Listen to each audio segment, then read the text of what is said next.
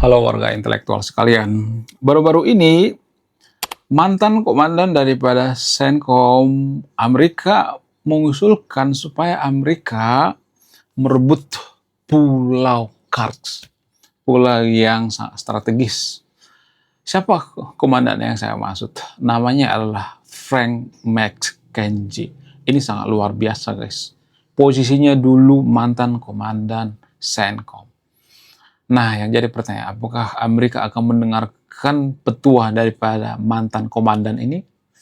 Ya, seorang jenderal yang bukan jenderal sembarangan, guys. Ini jenderal yang sangat luar biasa. Mantan komandan daripada pusat militer Amerika. Wow, luar biasa. Bagaimana kalau Amerika beneran gitu ya, merebut Pulau Karts? Apakah Iran akan lumpuh? Jadi pulaunya itu nyempil, guys, ya, kecil gitu ya. Ya, tapi ini sangat berpengaruh gitu untuk ekspor daripada minyak Iran. Nah, yang jadi pertanyaan, kalau misalnya ini direbut, apakah Iran akan luntang-lantung, akan kocar-kacir? Bagaimana fakta yang sebenarnya? Kemudian, bagaimana dengan perekonomian Iran sekarang? Apakah sudah runtuh atau masih ada? Sebenarnya ya, Iran itu sebenarnya sekarang ini kekurangan duit. Aset mereka dibekukan, ya, kemudian pemasukan sedikit gitu ya. Cuman ya Iran itu tidak langsung mengakui bahwa mereka kekurangan duit. Buktinya apa? Buktinya donasi dari Konoha kan diterima sama pemerintah Iran kan. Walaupun warga Konoha itu nggak dianggap. Bahkan kapal tanker ya atau kapal Pertamina di Selat Hormuz ditahan. Begitu kejamnya Iran sama Konoha. Tapi Konoha tetap setia sama Ayatollah Ali Khamenei, menangisi Ayatollah Ali Khamenei, walaupun kita itu nggak dianggap. Wow, luar biasa. Nah, yang jadi pertanyaan, kenapa warga Konoha itu nggak sadar diri? Apa alasannya? Jadi di video ini saya akan bongkar sampai ke akar-akarnya. Apakah Amerika akan merebut Pulau Kark? Bagaimana fakta yang sebenarnya? Sebelum saya bahas lebih lanjut, silakan sediakan Panadol, Pramek, supaya Anda tidak kejang-kejang, ya, pendukung Iran, tidak kejang-kejang mendengarkan fakta ini. Bagaimana fakta yang sebenarnya? Faktanya adalah,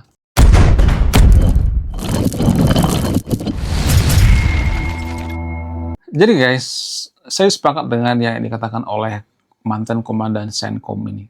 Sangat luar biasa analisisnya. Untuk melumpuhkan perekonomian Iran itu daripada memborbardir Iran secara random, menurut saya pribadi itu lebih menguntungkan kalau merebut Pulau Karks ya. Cuman ya pertimbangan Amerika itu kalau mereka merebut Pulau Karks itu dianggap invasi gitu atau memulai invasi darat. Itu sangat berbahaya. Itu bertentangan dengan undang-undang PBB.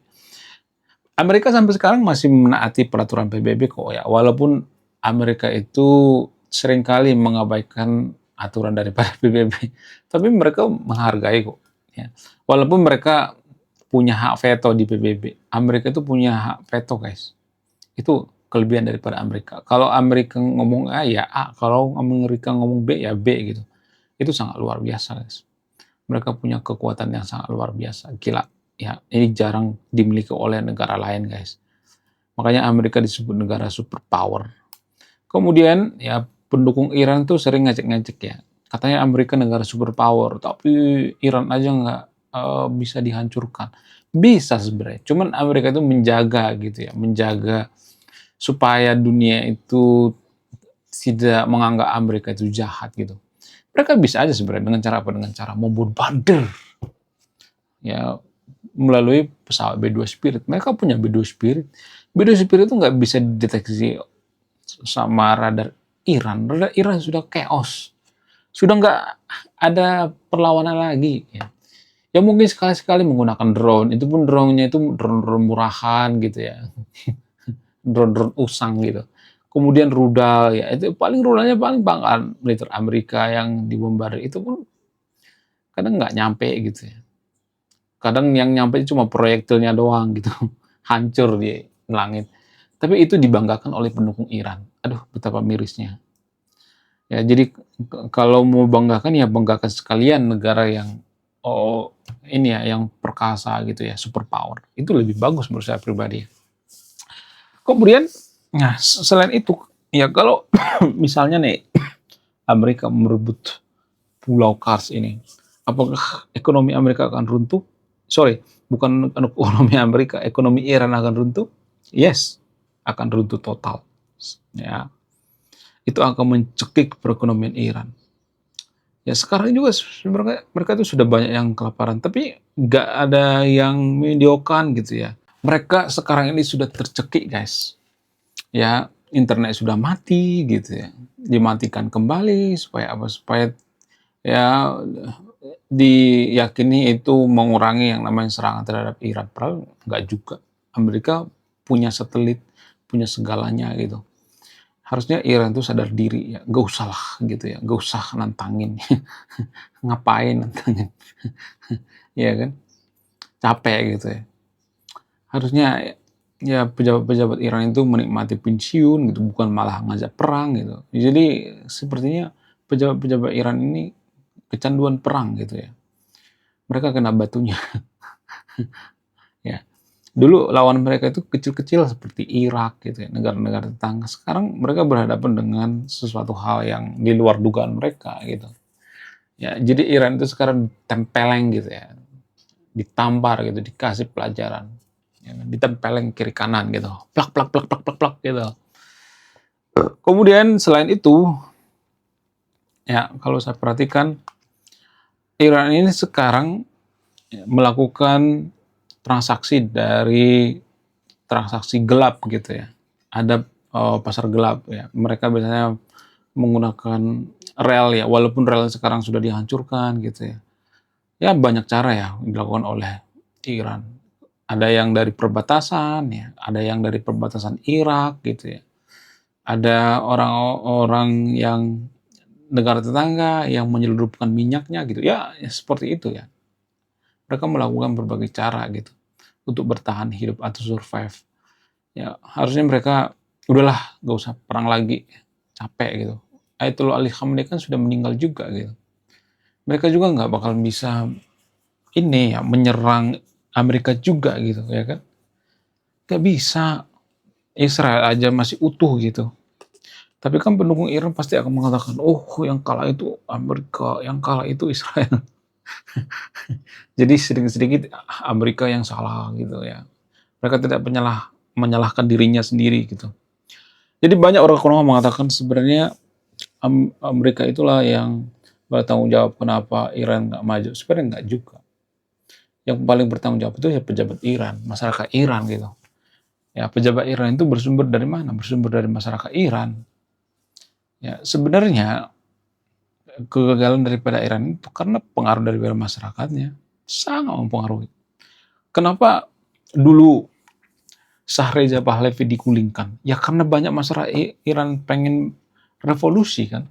Kenapa mereka pengen revolusi? Ya karena mereka itu mabuk agama gitu. Ya revolusi jadi negara agama gitu. Republik Iran katanya. Republik itu cuman topeng doang. Mereka itu sebenarnya negara khilafah, negara agama. Negara khilafah itu ya otoriter. Bahkan presiden pun nggak bisa berkutip. Presiden itu cuma cadangan doang, nggak mempengaruhi. Yang paling mempengaruhi itu adalah Ayatollah Ali Khamenei. Dan inilah yang terjadi di Konoha, guys. Kita kan menuhankan pemuka agama ya. Jadi warga Konoha itu sangat menuhankan pemuka agama, ya. Nah, Iran juga seperti itu. Banyak warga Iran itu menuhankan pemuka agama. Banyak banget. Sehingga Iran itu seperti sekarang ini. Menurut saya pribadi itu lebih baik negara sekuler seperti dulu gitu ya. Seperti zamannya Reza Pahlavi gitu. Walaupun Reza Pahlavi itu dikabarkan korupsi, ya lebih parah sekarang. Kita bicara ini, indeks corruption gitu. Lebih parah sekarang daripada zaman dulu ya kan. Itu yang jadi permasalahan. Cuman ya pendukung Iran itu karena udah mabuk agama, makanya mabuk agama ini sangat berbahaya guys. Ya, prinsip yang seiman ini sangat berbahaya sekali, seagama, seiman. Jadi kalau ada orang itu sedikit-sedikit seiman, seagama, itu biasanya kalau saya perhatikan tuh terlambat berevolusi otaknya. Ya, itu keterlambatan dalam berevolusi. orang-orang negara maju itu sebenarnya bukan tidak beragama ya, mereka nggak terlalu mengurusi agama lagi gitu. Karena mereka sudah memahami gitu bahwa ya kalau kita terlalu mabuk agama ya akan hancur. Ya lebih baik kita fokus pada data-data yang ilmiah gitu. Ya, cuman kan warga Konoha itu kan kalau saya perhatikan itu pemuka-pemuka agama di Konoha itu membenci yang namanya empiris, membenci yang namanya data ilmiah. Ya, warga Konoha kan seperti itu. Benci banget dengan data empiris, data ilmiah. Sehingga kita tuh lebih fokus pada suatu hal yang irasional. Iran itu kan fokus pada suatu hal yang irasional, yaitu mimpi-mimpi masa lalu gitu, ilusi-ilusi masa lampau gitu. Ya bahkan Pak Rizal Malarangeng mengatakan bahwa Iran itu terjebak di masa lalu ya. Ada mimpi-mimpi masa lalu gitu. Jadi ya menurut saya pribadi lebih baik Iran tuh kembali jadi negara sekuler gitu ya, seperti zaman Reza Pahlavi ya kan. Itu lebih baik ya daripada zaman sekarang ini. Aduh, kacau banget. Kemudian setelah itu, kalau misalnya Amerika melakukan invasi darat gitu ya, itu sangat melelahkan sekali ya. Itu yang dihindari oleh Donald Trump. Dan itu yang dimau oleh Iran. Iran akan sembunyi ke got gitu ya, ke gorong-gorong. Tapi zaman sekarang kan udah nggak gitu lagi ya. Nggak bisa seperti itu lagi guys. Ya udah nggak efektif lagi ya. Jam sekarang itu ya seperti yang dilakukan oleh Donald Trump ya, menculik presiden Venezuela gitu, membunuh pemimpin Iran ya.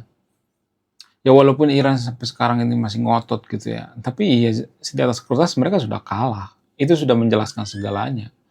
Orang-orang negara maju itu paham bahwa ketika Ayatollah Ali Khamenei meninggal itu sudah menjelaskan segalanya. Nggak usah dijelaskan ini dan itu.